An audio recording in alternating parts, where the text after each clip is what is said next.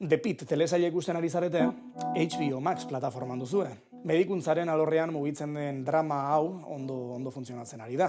Telesaila oso ondo dago egina, Estreinaldiaren ondoren organo emailei buruzko bilaketek nabarmen egin dute gora, Estatu Batuetan, pentsa beraz. Bazenekien larrialdi gelako kaosa benetakoa sentidadin aktorek elkarren artean fizikoki talka, bultza, egitera animatzen zituela zuzendariak. Pantailan ikusten dituzun bultzadak beraz, ez daude entxeatuta, bizirauteko zena dira. The Pitten gauzarik garrantzitsuenetako bat, zalantzarik gabe, realismoa da. Horregatik, platoko argiztapena fluoreszente zuri hutsez egina dago.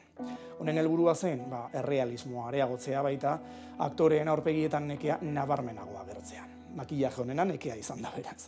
Eta beste telesail batzuetan ez bezala, kokapenaren araberako kapitulu ezberdinetako eszenak grabatu ordez, alegia desordenatuta filmatu ordez, The Pitt kronologikoki grabatu da, guztia. Lehenengotik 15-garrenera, horrek aktorei demoraldi oso bateko nekea benetan sentitzen lagundu die.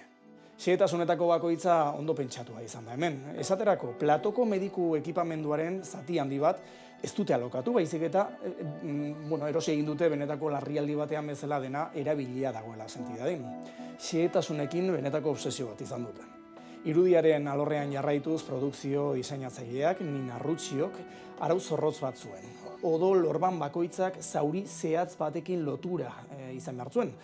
Alegia, ez dago odol dekoratiborik esan dezagun, lurrean putzu bat baldin badago, nondik datorren azaltzen duen edo arrastori nondik datorren agertu behar da, bai ala bai bestela, kitxo odolik ez. Gehiago, aktorez gain, benetako mediku eta erizainak ere badaude telesail osoan zehar.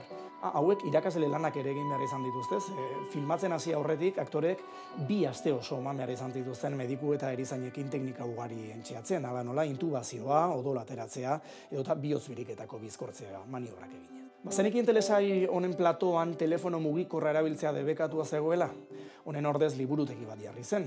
Aktoreek toma eta toma artean esakelekorik erabili ez ezaten.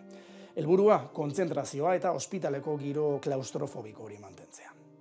Kuriositate bezala esango dizuet, eta hau gustatuko zaizu, Mel doktorea gorpuzten duen Taylor Durden aktorea besteak beste, Malcolm in the Middle edota Breaking Bad bezalako telesailetan ikusi izan dugun Bryan Cranston aktorearen alaba dela. Eta telesailak Estatu Batuetako medikuntza sistemari ere ematen dio. The Pitt izenburuak esan nahi bikoitza du. Telesaila kokatua dagoen Pittsburgh hiriari egiten dio referentzia bai, baina medikuntzako argo zaharrean The Pitt zuloa deitzen zitzaion pazienteak botatzen zituzten larrialdi gela kaotikoei. Bertan lan egitea, gladiatoreek bizitzaren alde borrokatzeko moduarekin parekatzen dute.